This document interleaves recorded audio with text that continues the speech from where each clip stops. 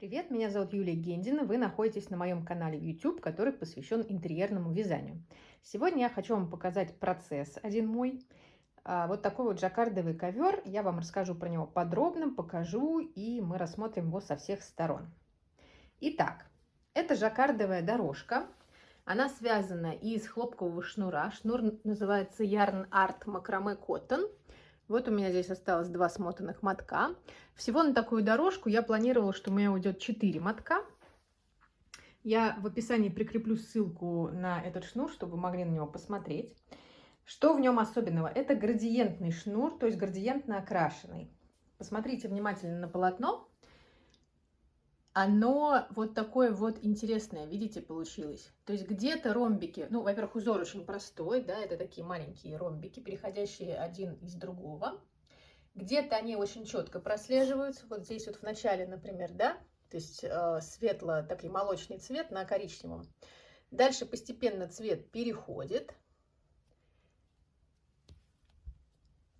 Есть вкрапления меланжевые.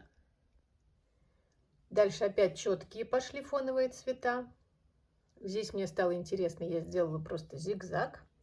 Здесь опять четко, опять переходит в меланж. Как вы можете догадаться, я просто взяла нить из одного мотка и нить из другого с разных концов. Это был чистый эксперимент, мне было интересно, как ляжет нить. И все было прекрасно, кроме вот этого момента. Вот здесь вот цвета на самом деле разные.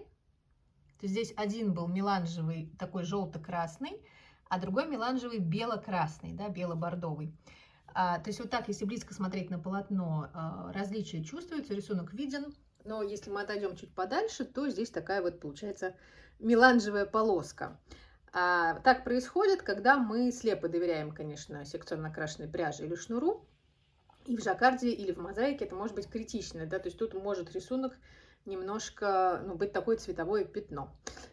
Но в целом на протяжении всего ковра таких случаев больше не происходило. Пряжа легла отлично, и получился вот такой вот южный коврик. Очень мне нравится. Что еще нужно понимать? Это двусторонний жаккард крючком. Двусторонний, потому что лицевая и изнанка практически идентичны.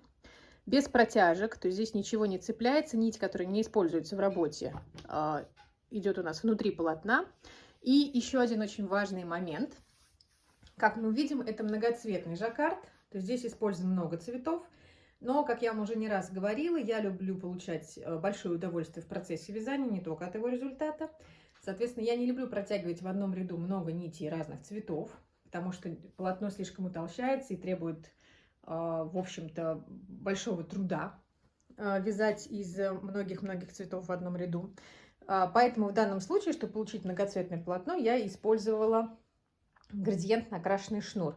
Но, конечно, мы с вами знаем, что можно вязать цветные полотна, но на самом деле использовать в одном ряду только 2 цвета. Таких схем очень много, вы даже сами можете попробовать в Excel нарисовать любую схему и попробовать ее раскрашивать, используя только 2 цвета в ряду. И вы увидите, что рисунки получаются тоже очень цветными и красивыми. То есть не обязательно в одном ряду тянуть за собой несколько нитей, больше, чем 2, по крайней мере.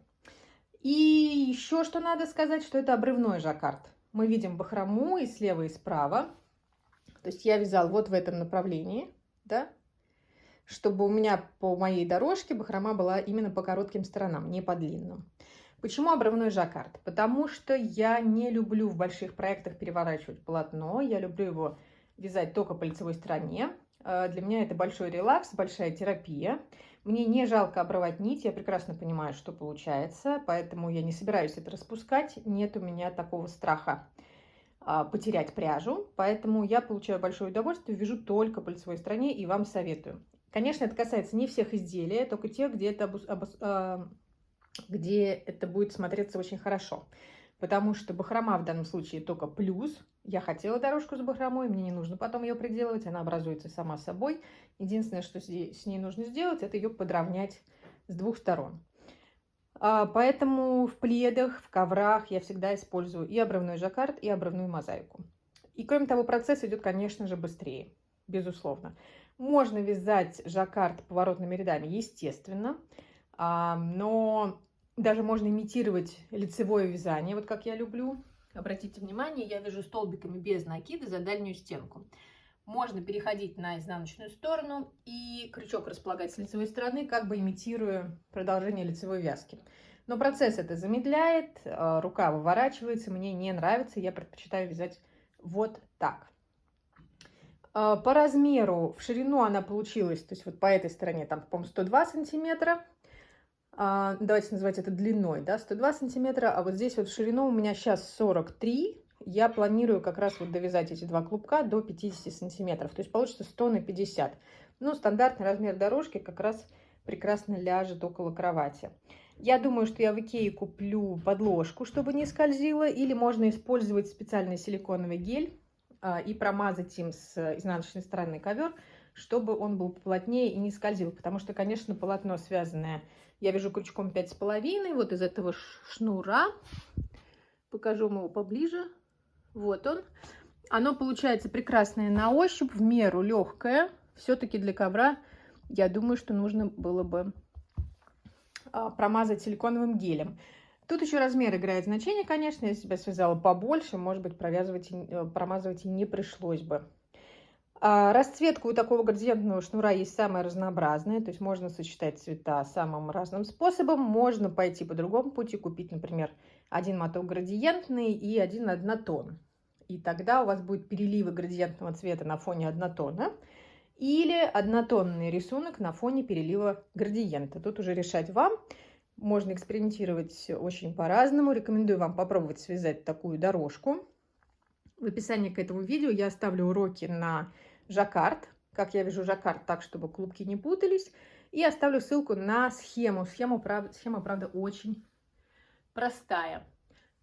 Буду рада вашим вопросам, комментариям. Пробовали ли вы вязать такой жаккард или еще нет? Хотели бы попробовать обрывной жаккард или, может быть, вы уже вяжете им? Буду рада любым вашим комментариям. С удовольствием с вами обсужу этот вопрос. Хорошего вам дня!